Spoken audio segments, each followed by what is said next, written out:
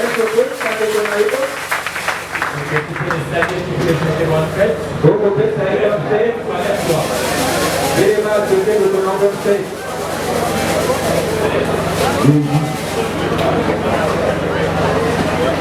Mettez votre fait. Mettez votre fait. Si vous êtes gentil, vous pouvez demander à 10 personnes. Vous pouvez demander à 10 personnes. Bonne fête. Bonne fête. Bonne fête. Bonne fête. Bonne fête. Bonne fête. Bonne fête. Alléluia. Amen. Que le Seigneur vous aide. Pour la soumission.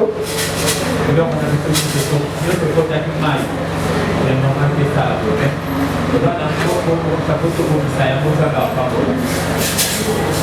Nous voulons parler de la Pâque. Et notre thème de ce matin, Christ, vainqueur, notre victoire.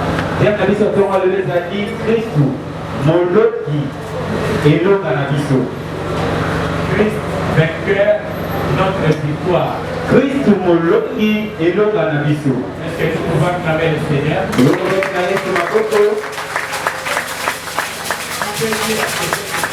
Christ, vainqueur, il est ma victoire. Est-ce que vous savez que Christ aza moloki mpe aza moloki na ngai? Yesu azali moloki yende elonga na ngai. Est-ce que tu peux dire ça à deux personnes? Est-ce que vous connaissez la batterie balai?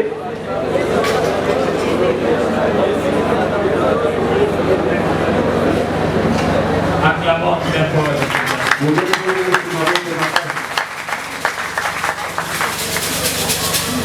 Donc l'histoire de la Pâque n'a pas commencé maintenant. L'histoire de la Pâque n'a pas même pas commencé en Égypte. Mais l'histoire de la Pâque a commencé dans le jardin d'Éden. C'est au jardin d'Éden qu'a commencé l'histoire de la vraie Pâque.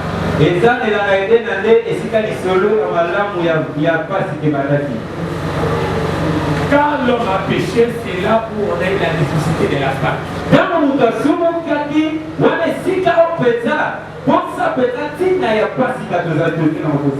L'homme a été créé pour vivre avec Dieu et dans le bonheur. L'homme n'a pas été créé pour être malade. Alléluia. L'homme n'a pas été créé pour être dominé. Pour être stérile. Pour être malheureux dans ce monde. Mais l'homme a été créé pour vivre dans le bonheur. Pour vivre la victoire chaque jour de sa vie.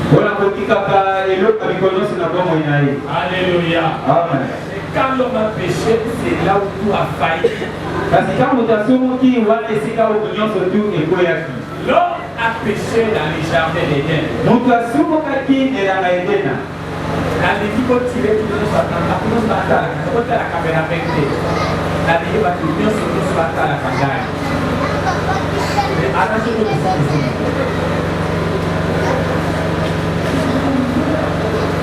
Il y a besoin de nous que nous solo et à part émaner des chiffres et tout émaner dans le jardin des il y a besoin.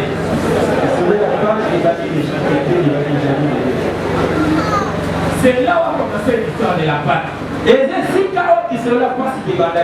Je dis, l'homme a été créé pour vivre près de Dieu et le bonheur. L'homme n'a pas été créé pour être malade. Dans la pensée de Dieu, ce n'est pas qu'il a, c'est ce qu'il a programmé pour l'homme. Non. Dans la pensée de Dieu, mais tout a failli quand l'homme a péché. Le péché est la base du chaos de la vie de l'homme.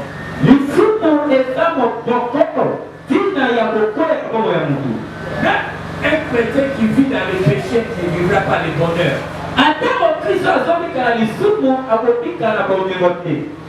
Est-ce que vous me suivez?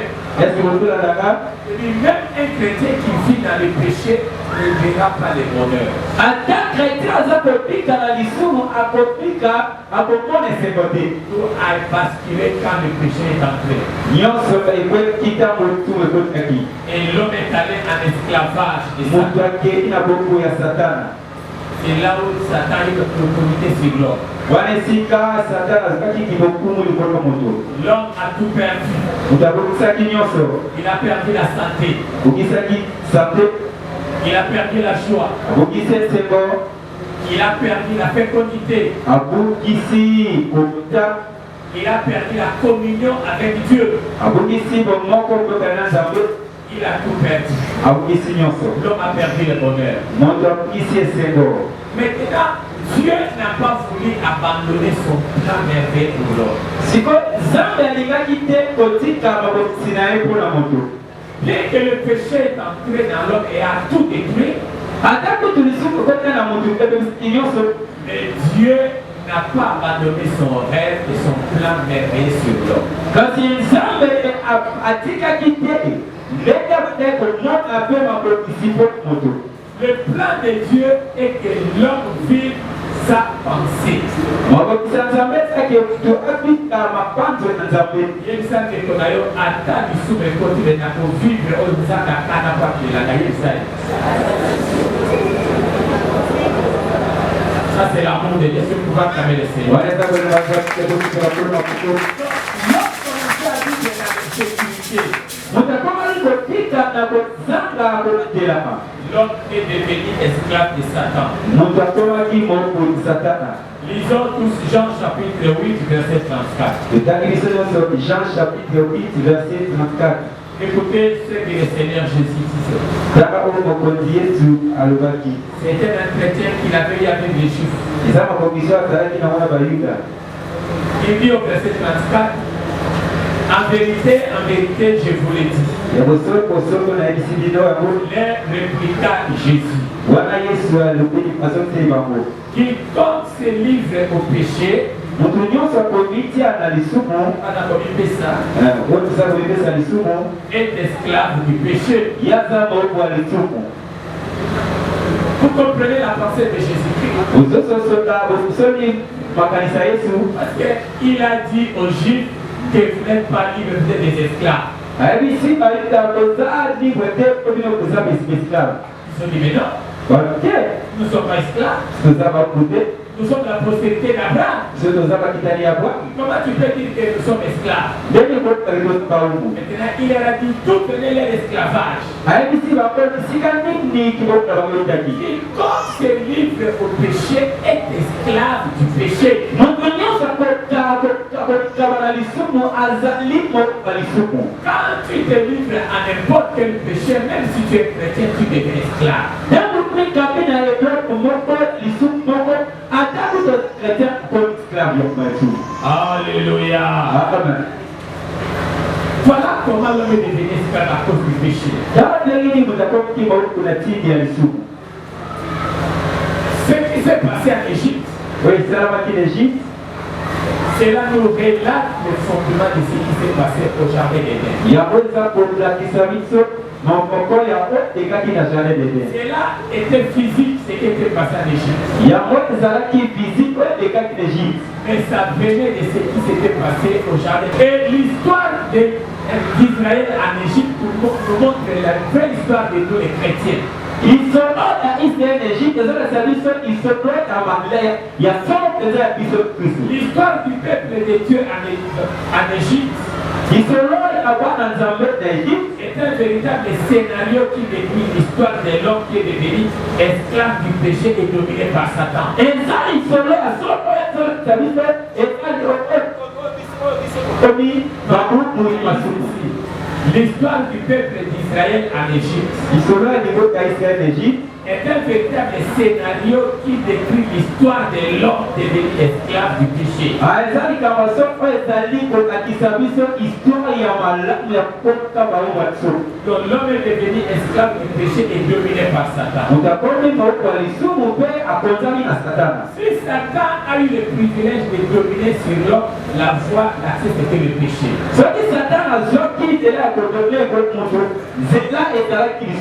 Sans le péché, Satan n'aura pas le pouvoir de dominer sur l'homme.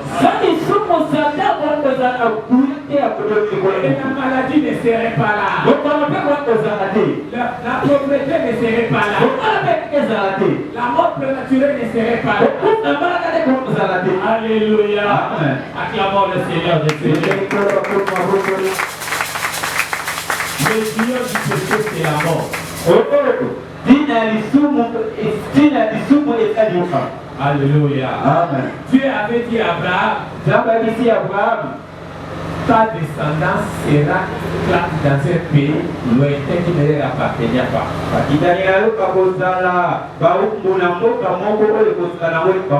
Quand l'homme a péché, il est allé en esclavage dans les royaumes des ténèbres, dans les royaumes de Satan.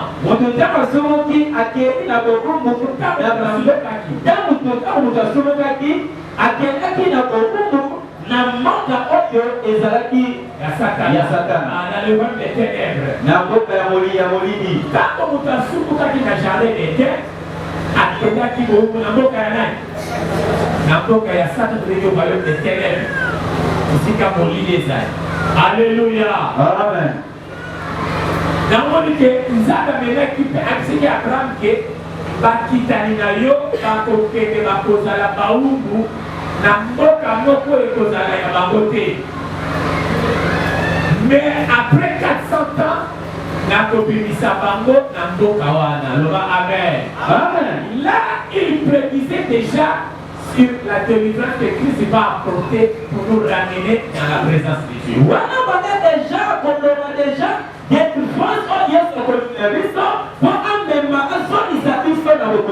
Genèse chapitre 15, verset 13 à 14. Genèse combien? Genèse 15. Pour comprendre le bilan, vous avez fait qu'on a du mal. Ça va vous aussi mal parce que tout le monde peut se la main de temps au Cameroun. Comment la Bible est dans Genèse 15, verset 13 à 14. Nzambe na mawalaye aligaki pour comprendre bien l'histoire ya pas des années. Alléluia. Pour ce qu'on comprend dans notre pays, moi pour fréquemment malade de Rosalati. Genèse 15, 13 à 14. Quelle est la parole du Seigneur? Et l'Éternel dit à Abraham, sache que tes descendants seront étrangers dans un pays qui ne sera point à eux. Ils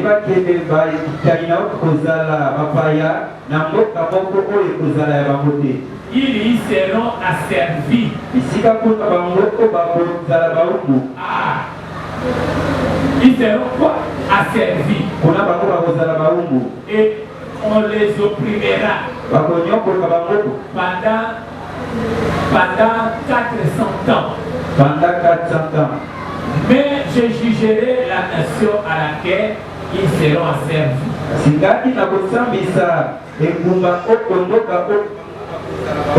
Et ils sortiront ensuite avec des grandes richesses. C'est la parole du Seigneur. Acclamons le Seigneur des Seigneurs. Nous avons commencé au jardin d'Éden. L'homme jouissait du bonheur et de la santé. L'homme était en communion parfaite en relation avec Dieu. L'homme était fécond et en bonne santé. L'homme était là, il dominait. Jésus a dit celui qui se livre au péché devient esclave du péché. Au jardin, l'homme a péché contre Dieu. Et la conséquence c'est quoi? Il doit aller en esclavage. Il est allé en esclavage au pays de Satan. Au même moment, l'homme a tout perdu. Le péché a fait que l'homme perde tout ce qui était de bon en lui. Si tu continues pour vivre la vie à ma soumata à l'église, on peut perdre mon mégot, ça fait appeler sa banane. On va la coller la vie coloniale. Alléluia. Donc, nous voyons que pour ça, nous sommes là pour nous appeler ça qui est. Aboukisi kimia, aboukisi sécurité, aboukisi santé, aboukisi bolio kanina nzambe. Donc amen, amen, amen. Amen, amen. On a mené à côté na boukou, na boka Satan. Et donc on a qu'elle est à Égypte, il y a pas na Israël, et d'ailleurs il y a un limbo la biso, ma campo il s'est qui na jardin d'Éden, dès que nous avons été esclaves à perdre la droit na Égypte.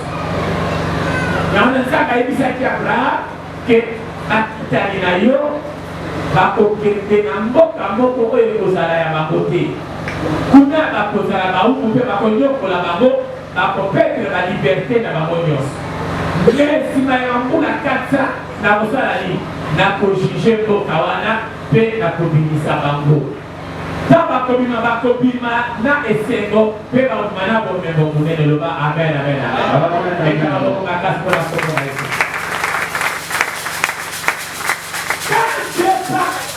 Après, je vais les libérer. Il a annoncé déjà la Pâque. Qui va nous libérer de cet esclavage. Il annonçait déjà la venue de Jésus-Christ.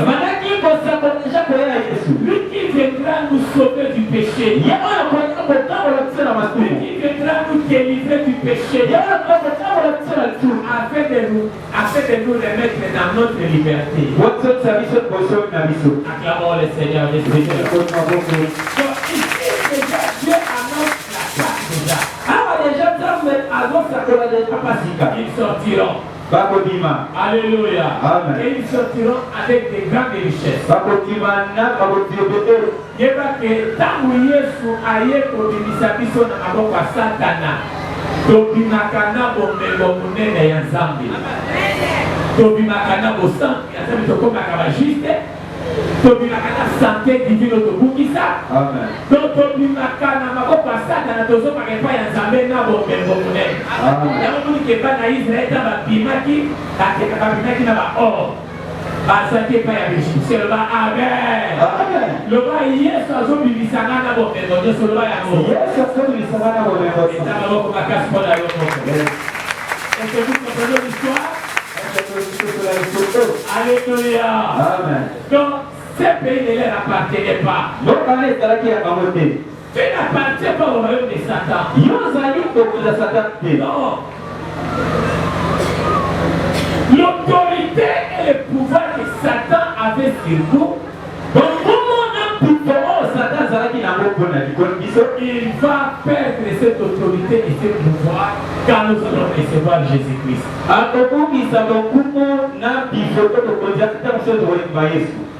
Alléluia. Amen. Alléluia. Amen. Donc après ils seront libérés. Donc Dieu prédit ici l'esclavage de l'homme finira quand Christ va nous sortir de la main de Satan.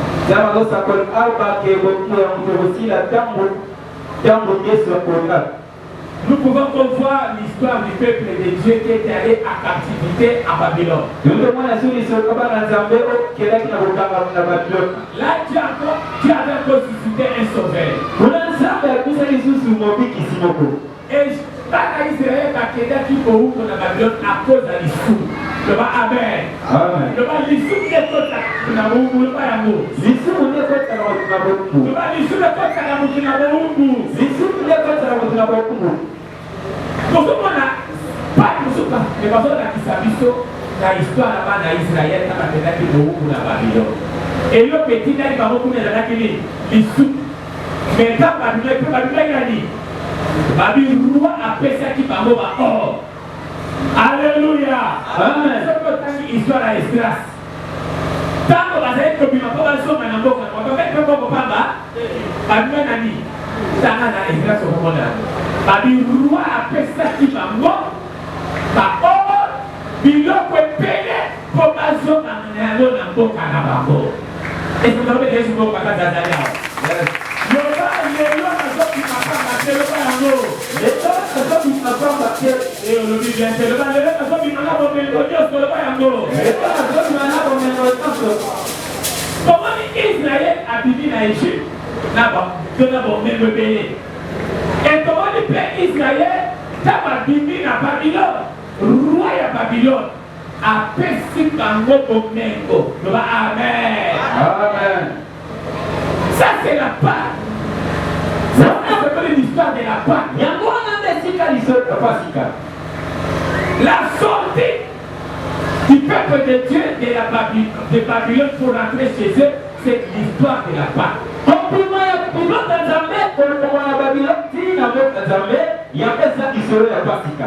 Alléluia. Il y a beaucoup d'histoires qui nous montrent la Pâque.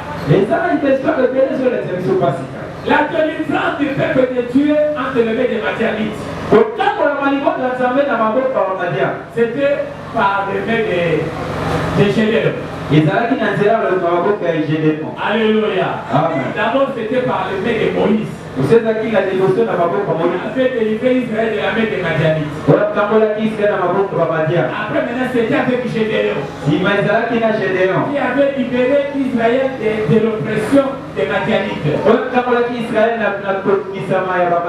Donc tout cela montre la sortie du peuple de Dieu de la captivité. Mais ce qui fait entrer le peuple à la captivité, c'est toujours le péché. Mais ce qui le fait sortir, c'est la miséricorde de Dieu. Alléluia. C'est la miséricorde de Dieu. En Égypte, Dieu avait utilisé Moïse. Amen. À Babylone, Dieu avait utilisé Esdras.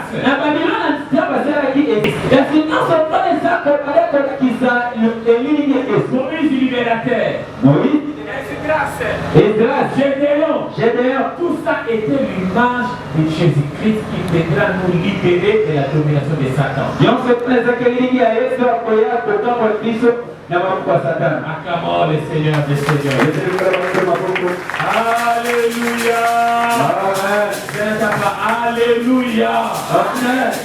Donc la Pâque en soi voudrait dire quoi? Voilà maintenant comment cela s'est déroulé en Égypte. Ouvrons tous nos Bibles dans Exode. Exode combien? 12. Exode combien? 12. Ouvrons donc la Bible.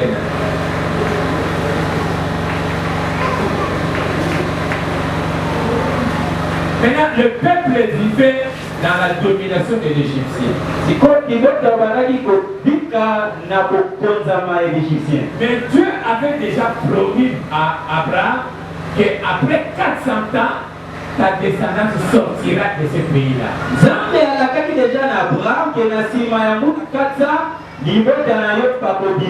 C'est comme Dieu avait promis dans le jardin d'Éden. Quand l'homme est allé en esclavage de Satan, qu'est-ce que Dieu a dit? Je susciterai une postérité. La postérité de la femme, alléluia, t'écrasera la tête. Là, Dieu annonçait déjà la venue de Jésus pour nous libérer de cet esclavage.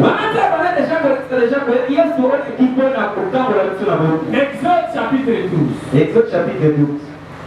À partir du verset 1 à 8. L'Éternel dit à Moïse et à Aaron dans le pays d'Égypte. Ce mois-ci sera pour vous le premier mois, dans le premier des mois.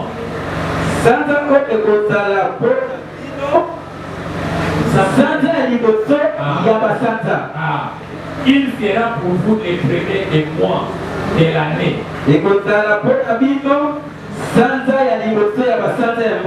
Parlez à toute l'assemblée d'Israël.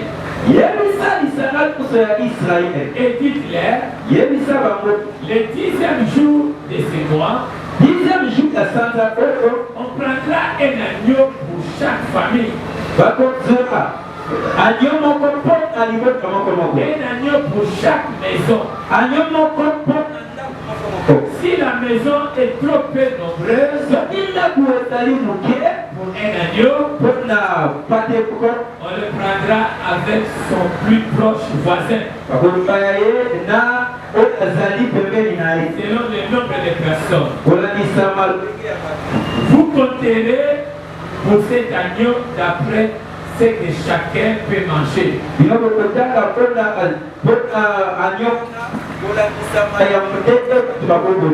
Ce serait un agneau sans défaut. Ah, le bas kozala mwana même oya zana défaut le bas yango. Mal âgé d'un an. Vous pourrez prendre cet agneau, vous pourrez prendre un agneau ou un chevreau.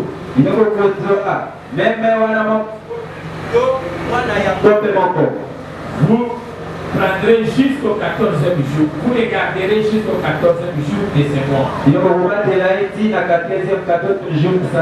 Et toute l'assemblée d'Israël l'immolera entre les deux soirs. On prendra de son sang et on la mettra sur les deux poteaux et sur les métons de la porte de maison.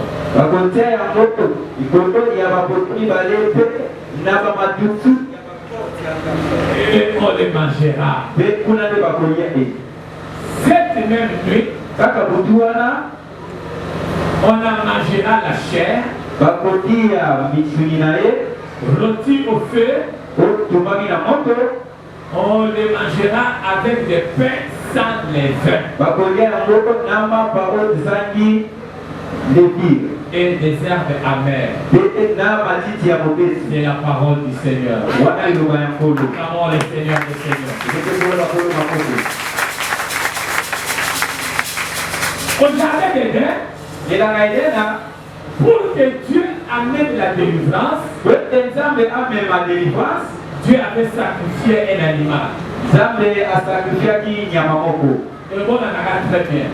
On va toujours dans le jardin d'Éden, pour y aller en Égypte. Dans le jardin d'Éden, quand on a soulevé, à côté de la roue, il y a Satan. Bon, on a perdu la droit, a perdu la liberté. Et ce qu'on a dans la malade. On tout ça comme esclave, à perdre même au même qu'on a eu. À perdre même liberté. Tant que vous avez souffert dans le jardin d'Éden, pour Zambé, à la délivrance, à Bomaki Niam. Je vais amen. Je vais maquiller Takaki. Travailler pour le Adam, na Evatuni, Adam, aux alliés, wa. Adabi, Nazali, Komata, Massima, Yamanzete. Adam, Azipaki, Bakasa, Yanzete, Yena Massinaï. Amen. Zambaye, Atala, Bité. Et ça m'a l'amouté. Zambaye, moi, qui abominé, moi, la Yam, abominama. Le maquillé tangi. Pour la copie, ça peut être beaucoup de maquillé tangi. Système et un zambé zangamaké parce que maquilla est un osaka vie. Et un zambé a bomi nyama, maquilla nyama et tangi. Si on a vu poso ya nyama a tourné là-bas, aïe à la tissi Adam à Ève. Amen. Et ça là qui déjà est le moya maquilla. On y est sous à côté de ça pour assurer la présence de ça. Moi, il y a et l'image de Jésus Massia, le Amen. Amen. Et Seigneur a couvert ma kilé na yetanga pour zala de sa peuple na bo moi na kota lisu. Mais c'est ça ça na ko do vraiment. Yana zala ici Moïse na abo. Abi sanza autre côté. Mais na bo sanza ya d'ici.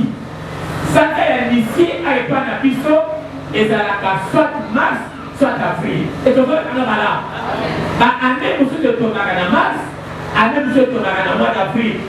Le col année où il tombé en avril, amen. Amen. Sans il y a ici. Et comme il s'agit à l'émotion, parce que nous avons mais avant la on a beaucoup à Égypte pour que ça la boue. 14e jour, déjà dans 10e jour, famille nous sera nous comme on même. Alléluia. Pas nous comme on y a même. Pas pour pas que aller comme dans 10e jour, il a 14e jour. Combien de jours? 4 jours. Et dans 14e jour, on va faire sa meeting. Entre ma propre famille, pas entre les deux soirs. Naba Yuda, vous pouvez battre la propre. Alléluia. Naba juste journée et vous pouvez battre à 18h. Na 18h, vous pouvez battre la propre Naba Yuda. Alors, bien, entre ma propre famille, dès mon moment, moi, je suis et moi, chaque famille, pas comment on dit ça, à cause de la moule, la mort et la moubaille. Le pas moi, n'a même la moubaille, le mot. Oh, il y a des fautes. Alléluia. Et ceux qui ont commis la pourquoi, il y a 14 ans de jours, beaucoup maillés. Beaucoup maillés, beaucoup maquillés. Le papa bobi mwana meme. Et comme ça maquilla naie. Botie na baleto. Alléluia. Tu comme sounya mwana meme wana pour tumba yango et puis pour lia yango. Mais pour lia yango, il y a pas batté. Pour lia yango na mapa o les angi les filles. Le bas les pains sans les vins, le bas yango. Les pains sans les vins. Moi pour sounya mwana meme wana tant nos autres lia yango. Beaucoup de monter dans ma parole dans la vie. Mais beaucoup de na ma parole dans la vie. Dans ma petite amour. Beta ma boca ma casse na pompe. Et quand on a vu beaucoup de on a même wana. Bolé a na ma parole dans la vie. Ngate na musala na. Alléluia. Acclamons le Seigneur, le Seigneur. Donc, Dieu a dit qu'en 14e jour, ça va dire qu'en 14e jour, vous allez immoler l'agneau. Un agneau mâle et sans défaut. Et ils ont obéi à cela. Alléluia. Amen. Ils ont obéi à cela. Chaque famille devait prendre un agneau. Et c'est mâle. Et on l'a exécuté. Quand on a exécuté, on a pris de son sang. Ils ont mis sur les linteaux de les portes. Alléluia. Ils ont mis ça sur les linteaux de les portes. Et cette même nuit-là, ils ont pris du pain sans les vins. Dès qu'ils ont commencé à manger, la chair de cet agneau, avec des pains sans les vins, Dieu a commencé à frapper tous les premiers-nés. Depuis la maison de Pharaon.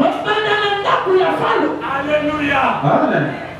Tango bazali kolia musulama na meme wana na mapa oyo ezali levi kaka na miniti wana kobanda na ndako ya Pharaon zaba badi jugement bapreme nyonso bana ya liboso nyonso bakufi ezala bana ya liboso ya taba na yo akokufa bapreme nyonso ezala ya banyama ezala ya basala nini bakufa sauf na bandako batiaki makila mpona kufezalaki te makila ezali vi makila eprepare o na liwa makila eprepare o na danger ya monguna est-ce qu'on peut acclamer le Seigneur? Alléluia. C'est ça la Pâque. Qu'est-ce qu'on a appelé Pâque? Ni on qui passe. Pâques est-à-dire, moi, il y a même Olo, à Boumaki, à Toumi Moussoulinaye, Allez, yango, le va amen. Le va pas que d'aller moi, il y a même au bas, mais pas le bien. Na dit fléau, premier fléau, ezalaki moko ya bambouye ya Satana. Oyo ezalaki koleli na kati Égypte. Tango premier fléau esalemi, alléluia. Na Égypte kuna nzambe moko akufi, ba amen. A depuis le continent moko na sa to ya Pharaon. Deuxième fléau, parce que na Égypte bazalaki na ti, bazalaki na biso na nzambe. Et comme ça kana mala. Oyo bazalaki kokonza. Égypte ezali koreprésenter le royaume ya Satan. Et comme ça kana mala. Oyo ezali na bambuye na bolili ebele. Mais nzambe azalaki si biso ke tango fléau eloge esalemi. Pharaon akangaki motema. Lelo moko esalelaki. Tuna après akangaki motema. Po asakali ke nzambe na ye noko akufi. Epese motema akangaki. Amen, amen, amen. Deuxième fléau. Nzambe amibanda akufi. Akangi soki abo. Bazelemi kotepi mokonzi na nga. Po ezali bisika force na ye ya mokonzi na efandaki. Troisième fléau. Le Banzam a mis ça à Koufi. Le Banzam a mis ça à Koufi. Beaucoup ils ont mis ça à Koufi. Quatre fléaux. Le Banzam quatre fléaux. Beaucoup ils ont mis les écoués. Pharaon a comme si c'était dans ma casse. Cinquième fléau. Sixième fléau. Alléluia. C'est quoi? Oh, Jésus qui sait qu'il dixième fléau. Je vais dixième fléau. Dixième fléau. Ici, quand on a Soukaki. Alléluia. Amen. Donc, dixième fléau, a dit bon, prise à Souka. Pour la Bibisa, pour la six à histoire, Dieu c'est Égypte. Pour la six à histoire à Pharaon, Dieu c'est ici là. Pour la réactive au consigne, c'est un beau canaillé. À la pouvoir du la bibliothèque. Fléau ya soute ezalaki otobengi koboma mwana ya meme kolia mosuni na ye mpe botenga kelele baporte ba amen. Wana place asukisaki nguya mpe bokonzi nyonso ya bokonzi ya Farao obeta maboko makasi na Kongo.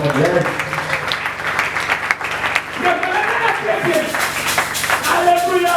Amen. Soki on a dit histoire ya peuple égyptien au peuple de Israël. Mbala ebele nzambe atinda basakoli baroi baprofete po baya kolibere peuple na boumbu me bazali toujours kokwela ezofaka malamu autiliza baroi autiliza baprofete bato lokola badavidi baya me bakwela na masuku bakomaki te kolibere plein bapeuple na maboko ya bakula na bango. Et donc, on a un malade. Et là, le pôle, comme on a vraiment dit, on dit, et là, il faut symboliser la loi, la prophète, on va y aller, ça va dire, pour libérer Moutou. Dans mon côté, Satan, et la cohérence. Même Abraham, l'Égypte a consacré, amen. Il y a moins de 10 fléaux, nous avons dit, moi, on a eu beaucoup. Mais quand on va casser la cohérence.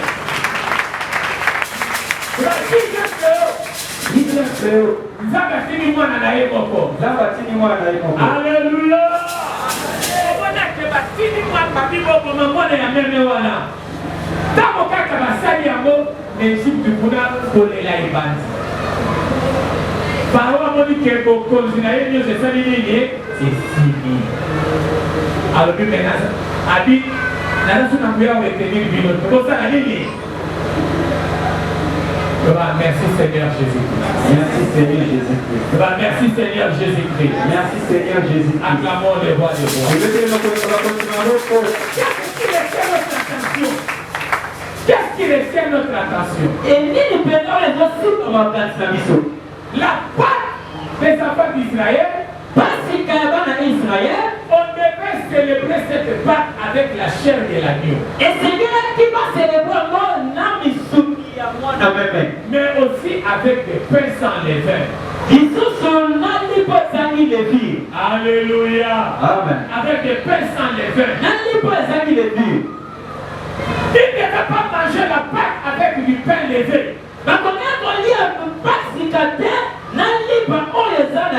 Yebisa de kono banya kapaki tena mapo eza na levi yebisa ye. Oko bimana boungu te yebisa ye. Yebisa po bimana boungu. Esengeli kolia musu na mwana mpate. Mais na mapo eza ni levi. Wana de libération ko salema. Acclamons les voix des voix. Ce matin. Ouvrons notre Bible dans 1 Corinthiens chapitre 5. Chapitre 5, verset 6. Chapitre 5, verset 5. Pas qu'il y a pas d'Israël, Israël qui dit. Pas qu'il y a pas d'Israël qui dit. Non, qui m'a l'embouté. Pas qu'il y a pas d'Israël, Israël qui dit. Mwana ya meme ko esengelaki aboma ye azamakila na ye atia na baporte mpe alia mosuni na ye loba amen. Amen. Donc mwana ya meme na yango nde babengi Pâques de l'Éternel. Romains combien? 1 Corinthiens 5 verset 6.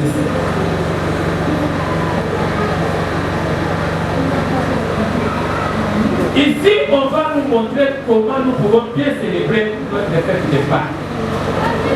Ici, on va nous montrer comment nous pouvons bien célébrer notre fête de Pâques.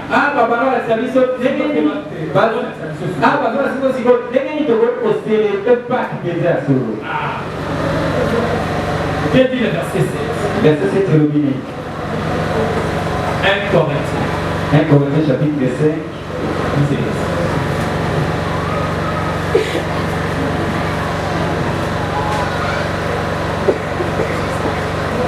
1 Corinthiens 5.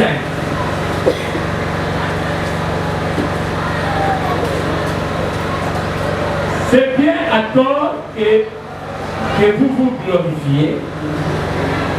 Ne savez-vous pas qu'un peu de levain fait lever toute la pâte? Parce que vous évitez que moi, les filles, et petit me tombe là, libre en route. Ah, bateau va ça la farine, ça la kamikate.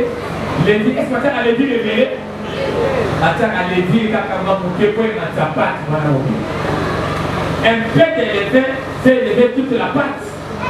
Moi, le prix mon bien, et quand on tombe là, quand il s'appâte mon libre. Faites disparaître le vieux levain.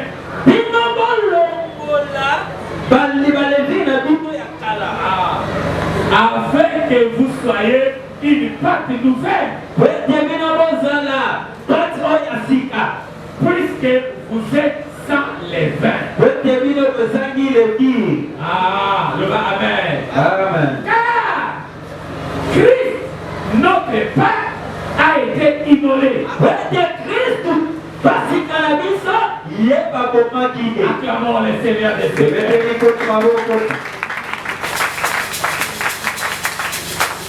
Le Pâque, Christ est notre Pâque. Christ est notre Pâque. Il a été immolé. Il a été immolé. Alors, il a dit que quand moi, les yeux bouquets et ma kisaka pâte mobile. Mais bino, on a la pâte, il y a sika, on est mis les filles. Amen. Amen, amen, amen. On a la pâte, il y a sika, on est mis les filles. Papa, bon, on a la vie, la bino. Les filles, on a kala. Pour ma pâte, il y a sika. Papa, Yesu a dit Pâques na biso asi akufaki. Lokola déjà Yesu asi akufaki. Est-ce que c'est disponible? Parce que Zalaki, d'abord, Babobi mwana ya meme, après celui de Bolanda.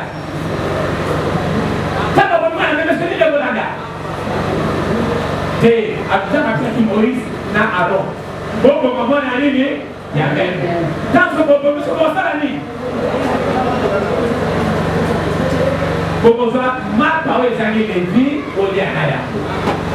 Donc, il a déjà ici est béni, nos autres font Lianaya. Amen. Amen. que tu as dit Yesu. Si tu as Lucas Farid, on y a un peu le mari, Yesu azali paki na biso. Yesu azali paki na biso. Asi akufaki deja. Asi akufaki deja. Siko naluka levi. Siko naluka levi. Naluka paki ezangi levi. Naluka paki ezangi levi. Nalia na Yesu. Nalia na Yesu. Bona bima na bo. Bona bima na bo. Acclamons le Seigneur. Le Seigneur na boko. Elle dit que Dieu de la guérison de Satan va te faire le chef. Yes. Alléluia. Amen. On dit Christ, notre Pâque a été immolé. Mami Kristo pasika na biso. Babo mama ki. Ah, alléluia. Amen. Christ, notre Pâque a été déjà immolé. Kristo pasika na biso babo mama ki. Maintenant, nous devons chercher du vrai Lévi.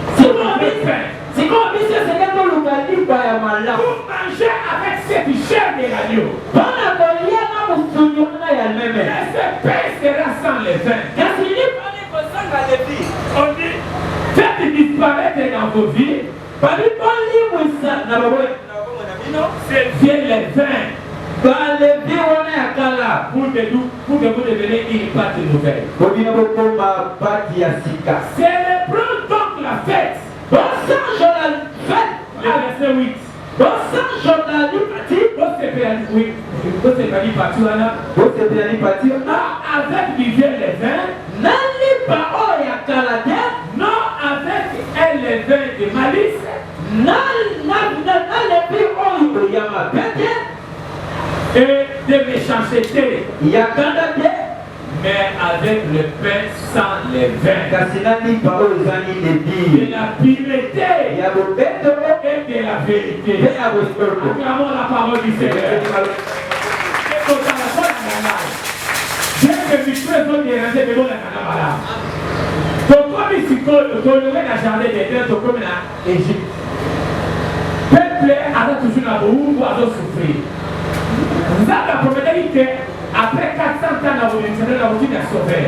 Alléluia. Amen. Si quand vous avez réussi à Moïse, tant que la mode est bien à vous, mais coquille.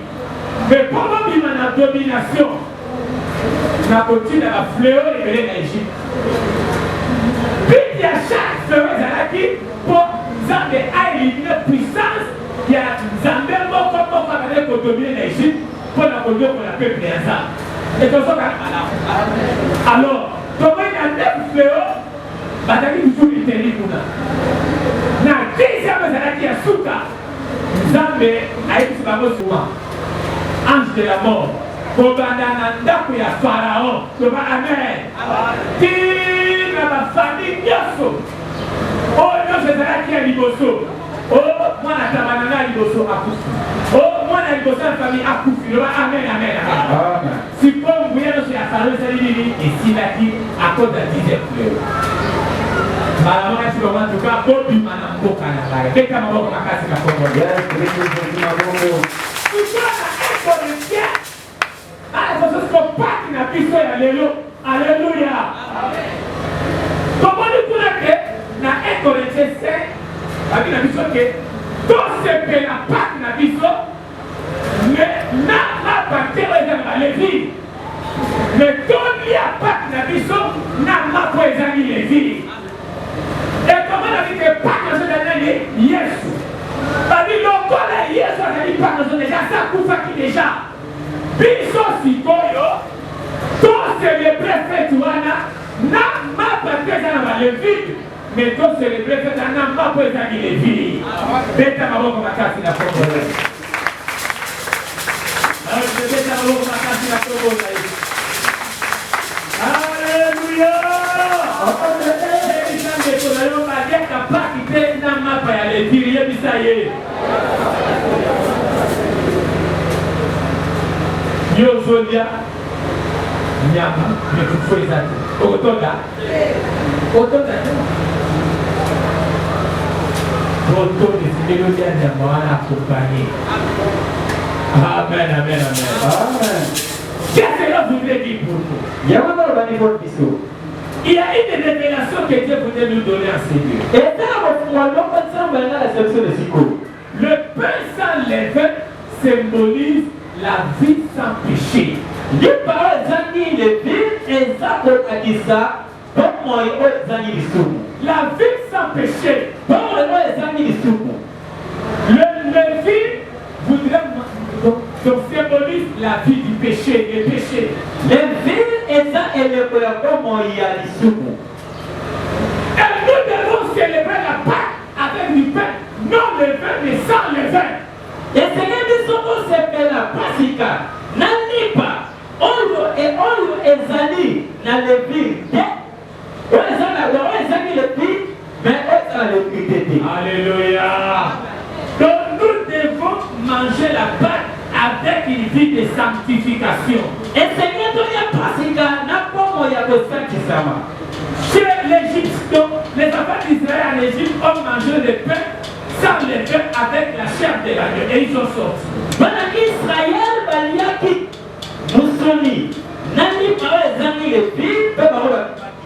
Acclamons le Seigneur de Seigneurs. L'église doit être sans le vin. Alléluia. Aujourd'hui, l'église doit être sans le vin. Sans vie de péché. Nous devons être séparés de la vie du péché. Alléluia. Amen. Nous devons être séparés de la vie du péché. Qui est le bien le vin. Puisque Christ, par sa mort, a payé le prix du péché. Christ est mort pour nos péchés. Alléluia. Amen. C'est le péché qui nous a amenés à la captivité. Et Dieu,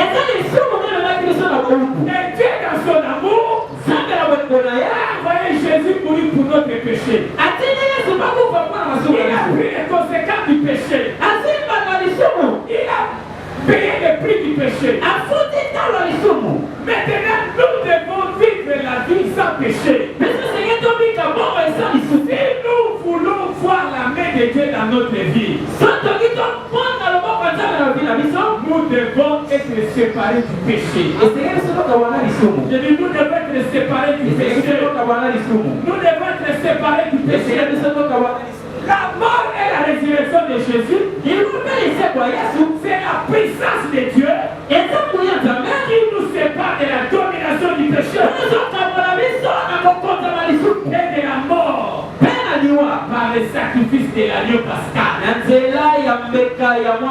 est le Seigneur Jésus-Christ. Acclamons le Seigneur Jésus-Christ.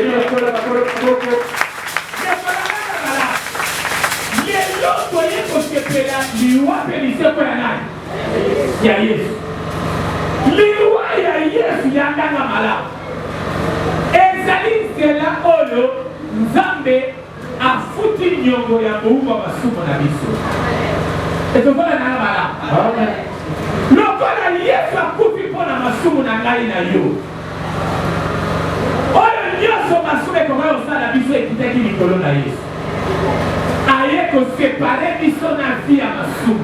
Amen. Aye ko séparer na vie ya masumu. Yes, ko séparer na vie ya masumu. Aye ko séparer na vie ya masumu. Na liwa na ye. Akakona na domination ya péché. Chrétien azali mutu azali délivré na domination ya péché. Lokola Yesu alobaki lisumu. Apeso pe nguya kolonga masumu. Amen. Réalité, faites la Pâque de l'Église. Faites votre la victoire sur les péchés. Yes. Alléluia. Amen.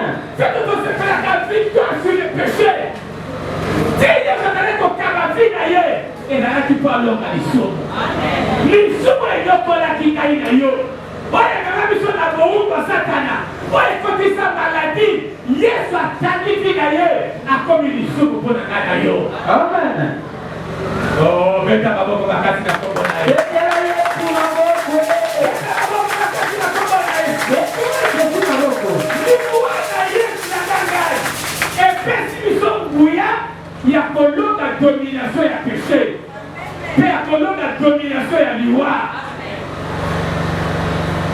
Yesu alongi masumu. Yesu alongi masumu. Apesi ngape nguya. Apesi ngape nguya. Ya kolonga masumu. Ya kolonga masumu. pour masumu les dominer. Yesu alobi oyo azali kosala masumu azokoma esclave. Donc c'est azokoma dominer la péché. Est-ce que d'abord c'est la Pâque azaliawa? Donc c'est la Pâque azaliawa. Amen. Ozo séculaté victoire posée Nicolas la domination masumu. Yes. Pour Yesu akabi vina comme il faut. Acclamons le roi des rois. Jésus-Christ est mort pour notre péché à notre place. Yesu akufa mpona masumu na biso desika na biso. Et nous donne la victoire sur le péché. Na pesi biso victoire likolo lisumu. Et sur les conséquences quand j'emploie le péché. Peni kwa conséquence oyo soki namola tina lisumu. Alléluia. Amen. Lobani wana Yesu. Iwana Yesu. Epesi na nguya kolonga masumu. Epesi na nguya kolonga masumu. Epesi na victoire likolo masumu. Epesi na victoire likolo masumu. Yes. Et dans cela, il n'y a pas moi la même. Yes va tout oublier. Alléluia. Yes va tout oublier. A comme il pas que la vie. Donc on y a fait mon souvenir même en Égypte. Mais pas dans ce déjà parce que mon mari. Comme on a eu Yesu Masia. Yende moi n'a pas de aux Alléluia. Le Fils unique de Dieu. Pour la masumu nangai. Pour la masumu nangai. Pour la masumu nangai. Amen. Na liwana Yesu pena pana ye. Nzambe a condamné péché.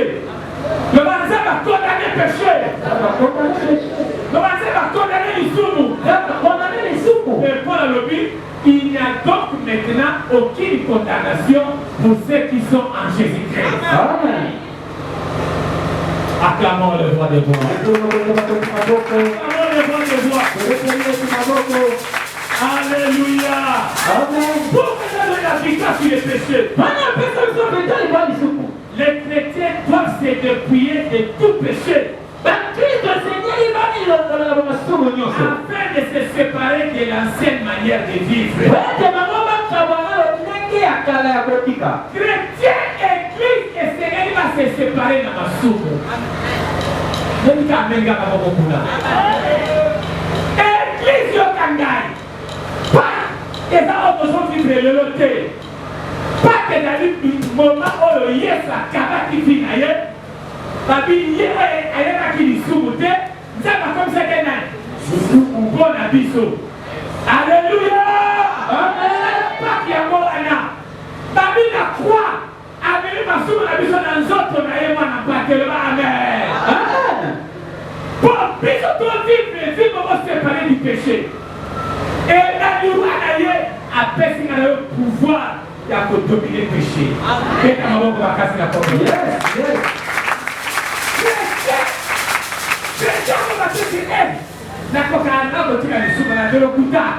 Et ça volonté na eza volonté na yo.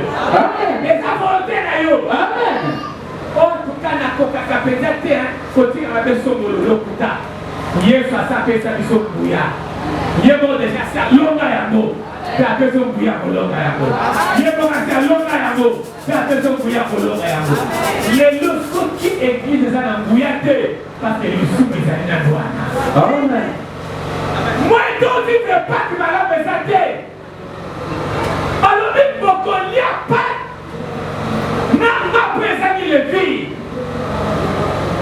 Par contre, on va se perdre fait ta patte, mais il y a vie à ma soupe.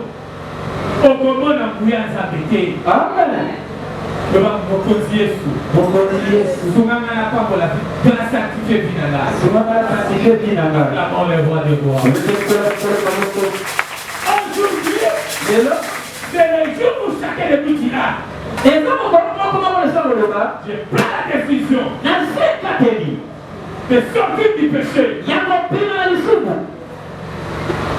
Un chant dit. Celui qui est de Dieu ne pêche plus. Parce que la sémence de Dieu demeure en lui. Celui qui est de Dieu ne pêche plus. Alléluia. Victoire, il y a un exemple de la vie dans les foyers d'harmonie. Tant qu'on s'est séparé dans vie à ma soupe. Wanda okomilipa wezani les filles. Okolia musulama na meme malamu. Yes. Baliaka musulama na meme tena mapesa na les filles. Donc on célébrer Pâques, on célébrer Diwa ya Yesu. Yo na masumu na yo. Alléluia. Akabole wale wa. Abo mabeza kase. Matisa mabo.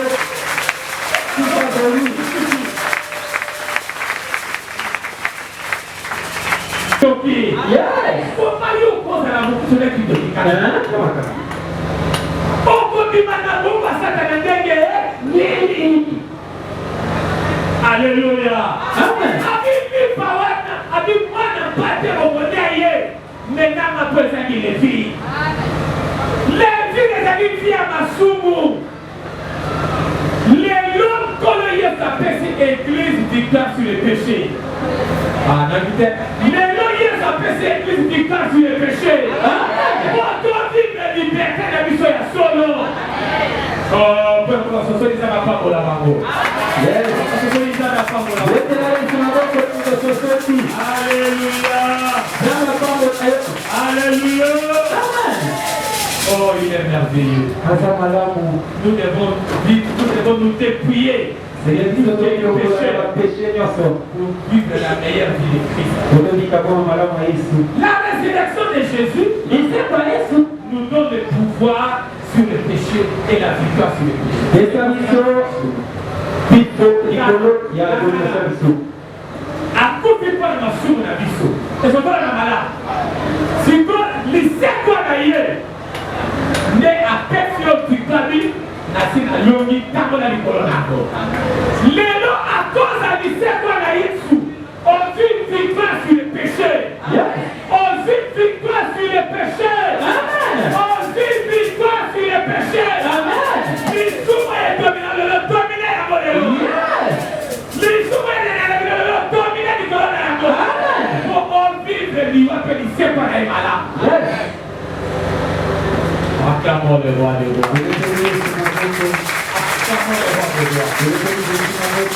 Acclamons le roi des rois. Alléluia. Et voilà ce que Dieu nous a recommandé pour nous. Voilà ce que signifie notre Pâques. On dit à musulman la même maintenant ma peau est Lelo, libération que vous avez dans la vie, ce que vous avez comme la vie. Église de Seigneur est sa décision. Yes, à coup de pied dans la soupe, à l'eau du soupe, à test à parce que tu passes, il veut la soupe. Le va yes à l'eau du soupe. Après, c'est la victoire, il veut la soupe. Dans le lycée, quoi, naïe. Dans le lycée, à coup de pied dans la soupe. Dans le lycée, quand il y a la victoire, il veut la soupe. Oh, mais t'as pas cassé la soupe.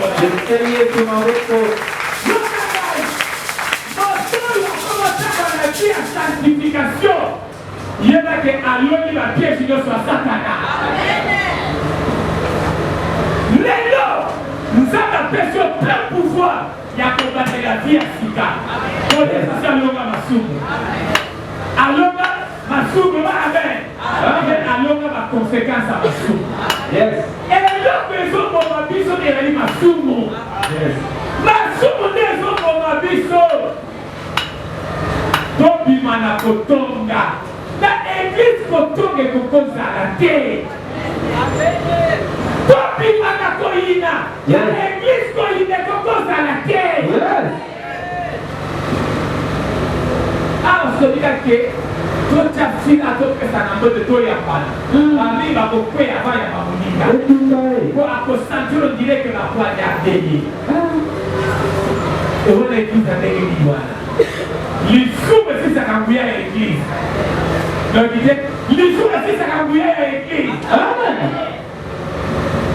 Les sous me font ça quand vous êtes à chrétien. Amen. Le bon fait qu'il est pas, le bon amour.